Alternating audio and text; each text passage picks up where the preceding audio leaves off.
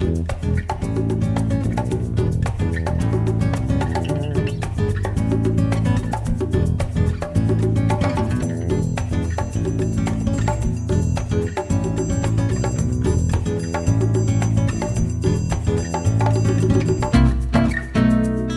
Newsletter TV, the Quilters community, is brought to you by Handy Quilter, designed by a quilter for quilters, and Husqvarna Viking, keeping the world sewing for over 140 years. Hi, and welcome to Quilters Newsletter TV, the Quilters community. I'm Mary Kate Karr-Petras, and I'm here today with Paula Stoddard, who is Quiltmaker's creative editor. Hello, Paula. Hello. Again, Quiltmaker and Quilters Newsletter, we go back a long way. In fact, you know, we talk about our sister publications, but we really are sister publications. We are. Actually, more of a mother-daughter. Right, yeah. You came along first, we came after. So Bonnie Lehman founded Quilters Newsletter in 1969. Yes. But then in 1982, she founded Quiltmaker to be kind of the pattern magazine companion to QN, which was more still about articles and, you know, more heavily focused on articles. Right. Correct? Correct. Why don't you tell us a little bit about kind of what Quiltmaker did back then? Okay. Well, Quiltmaker, since 1982, from the very first issue, included quilting motifs, quilting suggestions, and quilting diagrams. That's always been a huge part of our magazine. And through interacting with our readers over the years, is continuing to be very important to them. And so we've tried very hard to always include that in our magazine, lots of options for them to use and to include in their quilting for both experienced quilters and new quilters. And so you have a series of books of quilting motifs. When did those start to be published, or compilation books, if you will? We started compiling motifs in 2001, and we did them with these first quilting motif books. And we now have 8 volumes of these. We started them just because we have thousands upon thousands of quilting motifs. So we put them together in these nice spiral-bound books that are really easy for quilters to use. And they're everything from quilting, hand quilting to machine quilting, pretty much across the board that you can use. Let's just flip through one really quick, just slowly while we chat.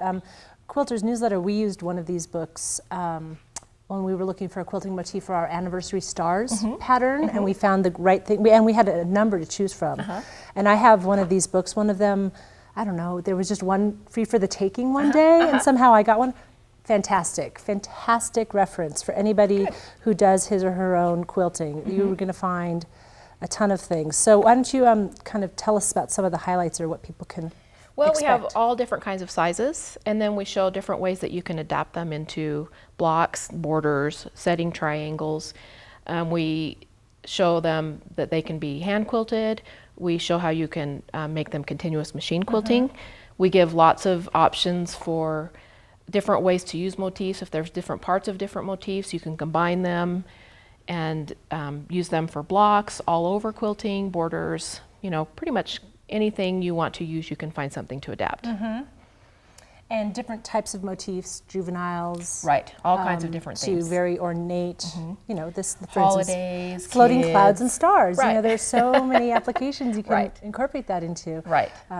Yeah, and holidays, as you said. Holidays, feathers, geometric designs, flowers, pretty much anything you can think of. Classic feather wreath patterns. Yep, simpler, smaller patterns for kids' quilts, like the charm tacks. These are just really small ones that you can put, you know, if you make just really simple squares, you know, in kids' quilts, you know, you can just do little charm tacks. Caroline Reardon started doing the charm tacks when she was editor, and they included those a lot in the magazines, and so we've included them through all of the Quilting Motifs book. I was wondering what those were for.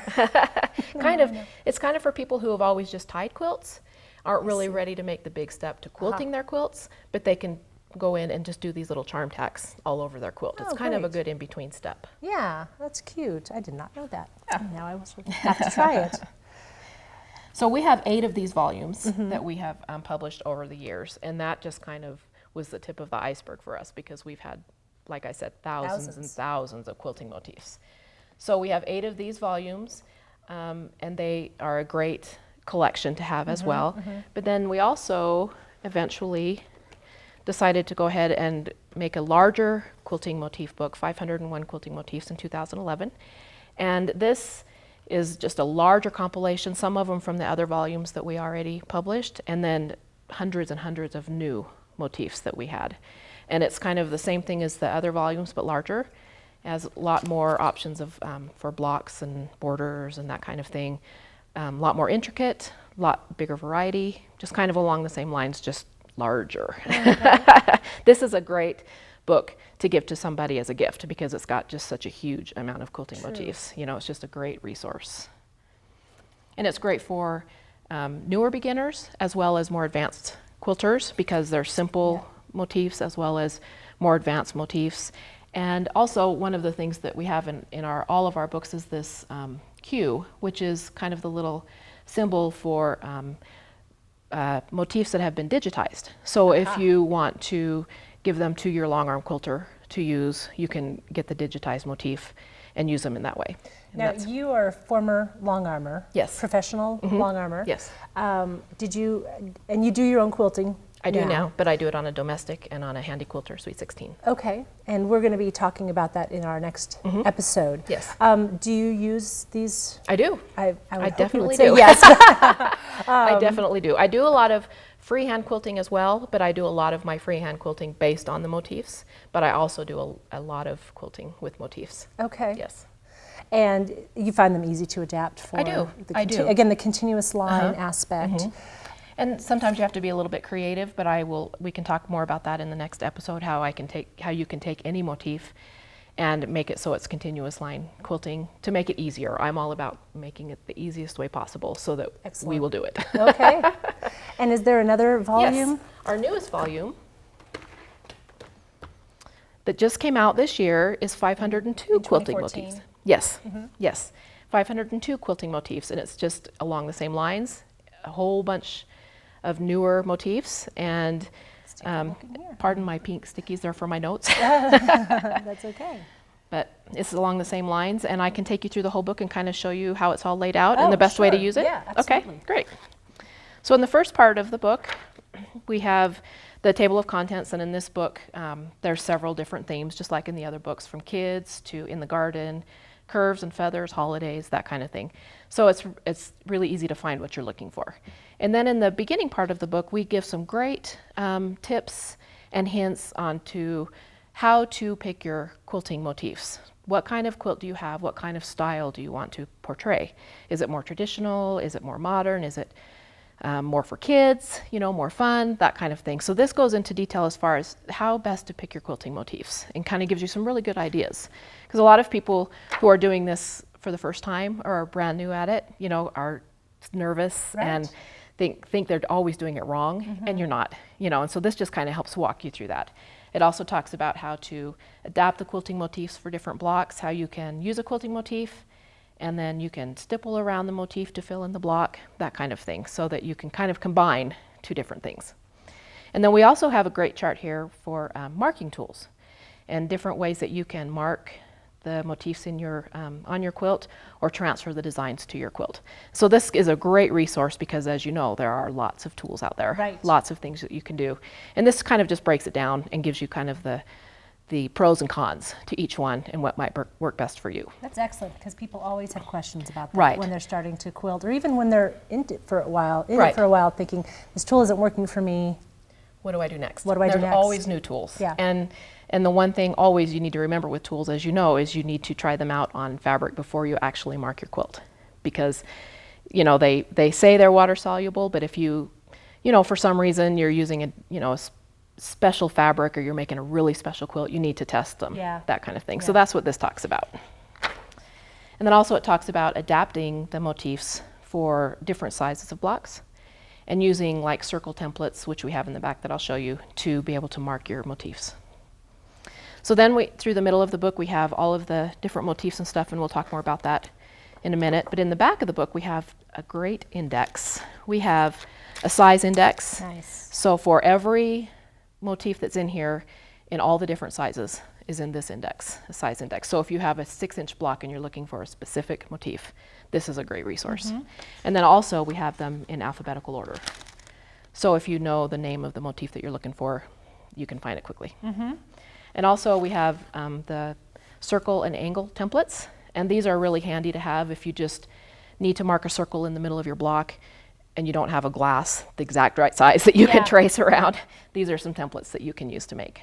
And also the angles that you can use, so if you have a block and you're trying to use 60-degree angles in your block, you know how you can fold them to create the fold lines to base your motif on. This is kind of a good resource here for these angles. I didn't know what those were for. So that's what that's for. So again, this just has lots of different things. I'm going to pick one particular motif just because it includes a lot of things that I can show you. Again, pardon my sticky notes here. This motif is called Evening Trumpet, and this particular motif has several different parts, which is a really good thing because you can take any piece or part of a motif and apply it to your quilt or your quilt block. So like for instance, here, this little outline here, you can take and you can just use that one particular shape. Oh, I see that. In a block. You don't have to use the whole thing. And in this block down here, all it uses is just this little part of the motif here.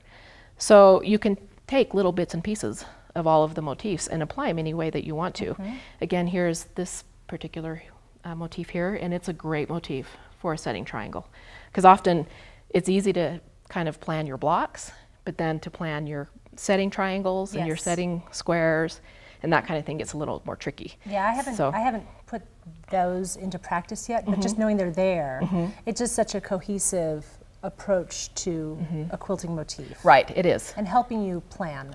And, and determine what's going to work best for, you know, the fabric and the quilt overall. And you can use, like, you can do your blocks like this, and then you can come up here and use this motif in your triangle, and it's all, like you said, very cohesive and works together really well.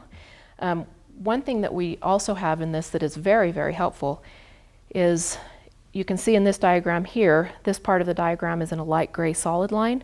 All of the motifs are in the dashed lines, but this light gray solid line is like the motif reversed. So you can trace your motif, and then you know that you need to flip it over and trace it in reverse. And so this is a really nice guide so you can see what it will look like and how to do it and how to place it, that kind of thing.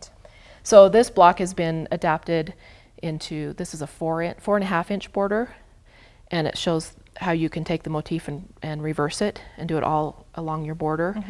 And also you can take the same motif and then you can add just this little extra motif here in the corner to fill in the corner. So that's a really great way to use these. Again, more options. Exactly. It sparks more thought rather than it just being here is a quilting motif for you to use. Exactly. Kind of get your creative juices flowing and kind of helps you think outside the box a little bit, which is really nice. One of the things that also is really great about these motifs is we have start and stop arrows and dots. Because oftentimes you can look at a motif and you're like, I just don't even know where to start and stop. So especially for the continuous line motifs, you can start at the dot and you can follow the lines, you know, all the way around, and then it just shows you that direction to go, which is really nice because oftentimes as you're sewing and if you get going, all of a sudden you can kind of panicked, you know, especially if you're a newer quilter. It's just nice to be able to follow those directional arrows. Well, did you have anything else that you wanted to point out really quickly? No, I think that about covers it. I would just encourage quilters to give it a try. I think quilters, it's very intimidating to think about doing your own machine quilting, and anybody can do it. And you just need to practice, you know, have the courage to try, and most times, all the time, they'll find that they really do enjoy it. And like you said, it's also adaptable or it's applicable to hand quilting. Absolutely. If you wanted to hand quilt. And I can say for myself, some of the motifs are applicable to big stitch hand quilting. Absolutely. You'd want to choose your motif, you know, carefully for that, but absolutely adaptable for that. Absolutely. And as you said, it can really inspire a lot of creativity. If people have felt, you know, intimidated, at least just if you come across one of these books, one of the 8 volumes or these 501 or 502 books, just look through it. You'll be amazed at just the options that are available. It's really wonderful, and I'm always encouraging people to give their own quilting a try. And if they haven't yet, because it's so satisfying, but that's... Absolutely, but you got to give it a try. I love it. So, thank you so much for being here and showing us these books. Be sure to check out our next episode with Paula, where she's actually going to show us some more about how to put these into play. Thanks again. Thank you. Take care. Bye-bye. Quilters Newsletter TV, the quilters community, is brought to you by Handy Quilter, designed by a quilter for quilters, and Husqvarna Viking, keeping the world sewing for over 140 years.